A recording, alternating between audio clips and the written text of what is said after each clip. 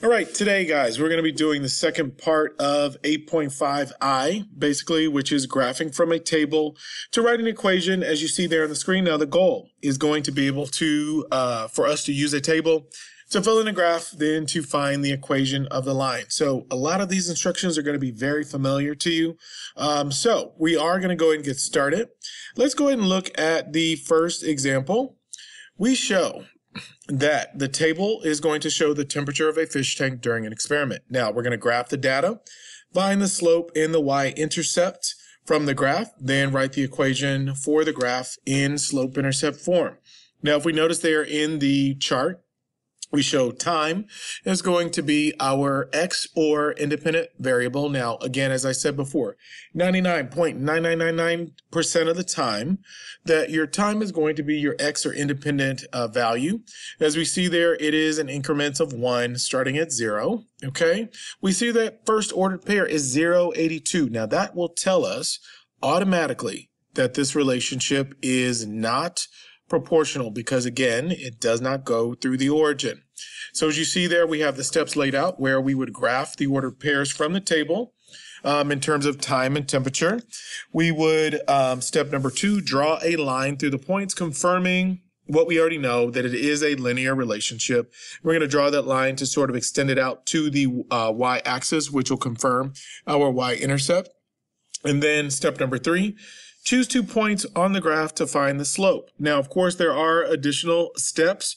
Step 4 would be for us to read the b value, also known as your y-intercept, from the graph.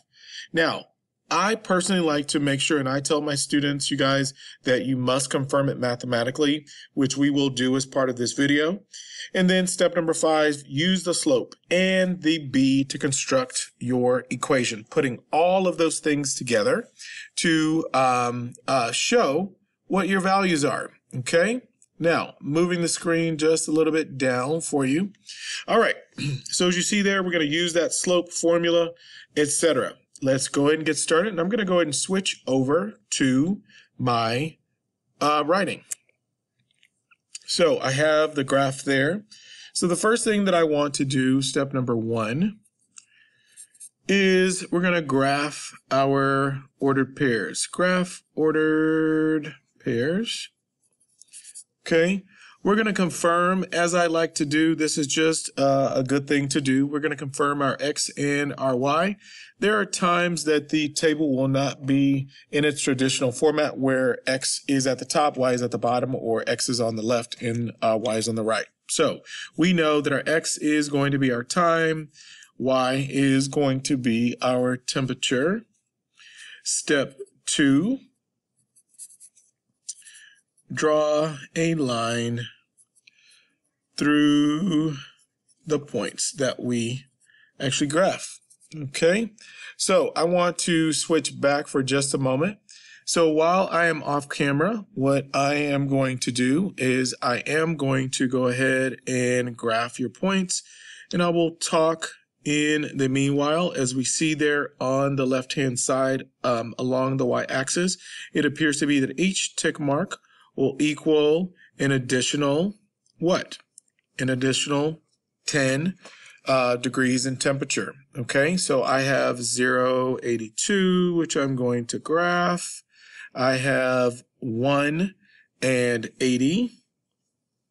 And because of the fact that I'm not using graph paper, this is going to be an approximation, but it's going to be the best approximation that I can do. See, that is 2 and 78. We have 3 and 76. Okay. We have 4 and 74. And we have 5 and 72. Okay. So when I come back, let's see, I'm going to show you exactly what that looks like. So at this point, I have what looks to be a line. Now, keep in mind that this is imperfect. I'm going to go ahead and connect these, and then I want to connect them to the y-axis. Okay, so my line is connecting right where I think it should, which is that 0 and 82. Okay, so automatically right off the bat, we know our y-intercept. Okay, I've drawn my line. Step number 3 says that I'm going to choose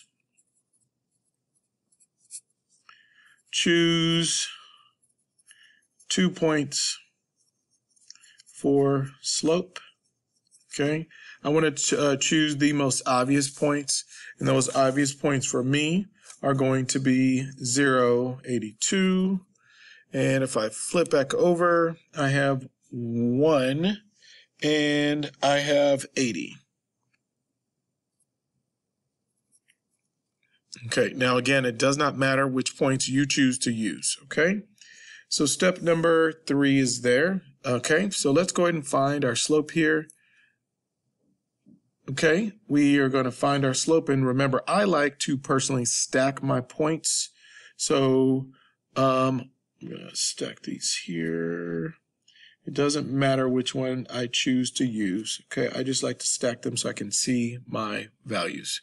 So 82 minus 80, this is Y1 minus Y2. And I'm going to go ahead and zoom this in a bit. Okay, then I have 0 minus 1. So I have 82 minus 80, which is 2. And I know that 0 minus 1 is going to be negative 1. That's going to give me a negative 2. Thinking about my integer rules, 2 divided by negative 1 is going to give me a negative 2 for my slope. Okay, negative 2 for my slope. And I know, based on the shape here, and look at my other videos about the properties of slope, I know because it's going off to that side that it's going to be negative anyway. Okay, so step number 4 said for me to confirm, step 4, confirm Y-intercept. I'm going to do that mathematically. Okay, I know that if I put in the slope-intercept form of an equation, I'm going to use one of my 2 points. I am going to use 0 and 82. I have 82 is equal to my slope, which is negative 2. Sorry, that's a negative right there. 0 is the other x value plus b. So 82 is equal to 0 plus b, or 82 is just equal to b. So I've confirmed it mathematically, although I see it visually. Okay, now I'm going to put all of these things together, and I know that I'm jumping around in terms of where I am on the paper. Didn't plan this out very well, sorry. Okay, now I want to put this all together. Step number 5 says that I'm going to use the generic form of the equation of a line, the slope-intercept form, okay, as my guide. Now I want to put my slope together with my y-intercept, so this becomes y is equal to negative 2x plus 82. This is the equation for that line.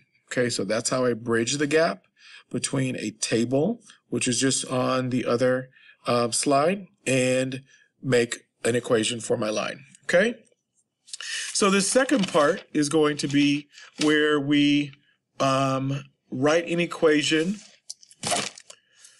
from a table as well. Okay, well, I'm going to show you what the nuance is of that one. So let me go ahead and switch over. All right, so as you notice here on this particular slide, we're going to be writing an equation from a table. Again, these are all nuances of each other. The first thing that I want to do is I want to look to see if I can figure out whether or not this is a proportional or non-proportional relationship. And it appears to be simply based on the directions that it's not a proportional relationship, but I want to confirm that. So if we look at the value, 100 minutes and $14 and 200 minutes and $20.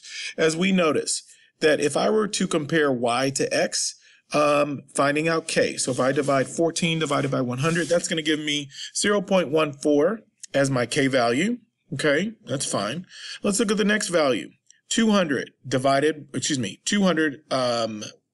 minutes and $20 cost. If I compare y to x again, 20 to 200, that's going to give me what? That's going to give me 1/10.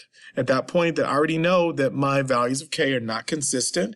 So what I need to do at this point is I need to use the slope-intercept form of a line, as the directions say, to come up with the equation for this particular table. Okay, now step number 1 says that I'm going to find 2 ordered pairs from this particular chart. Okay, and what I'm going to do is I'm going to switch back over to the writing.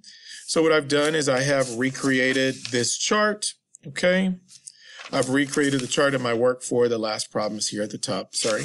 Okay, so I'm going to use step number 1 again to choose 2 ordered pairs. Okay, once I choose my 2 ordered pairs, to find my slope. Step number 2 says that I'm going to find my Y-intercepts. And again, I don't have a graph to help me, so what I need to do is I need to find the intercept of y-axis, okay, or my Y-intercept, okay. And basically at this point, once I find that, I'm going to find it mathematically. And again, I did that earlier, just in case you want to back this up. And I'm going to use M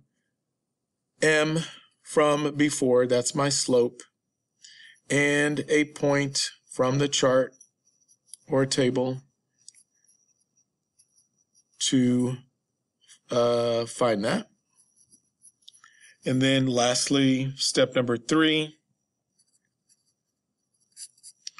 construct the equation from all that information. Okay, now let's find our slope.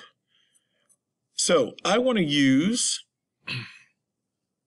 in this case, I'm going to use just these first 2 here. Okay, and I'm sorry if the light, I'm going to move this over a little bit, getting light from the window. All right, so my first y value, and I'm going to use this as y2, y1, and I'm going to say that this is x2 and x1. I just like to make sure that they are labeled. Okay, so 20 minus 14 over 200 minus 100. This is going to be 6 over 100. So 6 over 100 would then simplify to 6/100ths, which is this. Okay, that's my slope. I'm going to find b by putting it into my equation of a line again. I know that if I say we're to use this one, so I'm going to use this y value. I'm going to multiply the slope that I got times 100. Sorry.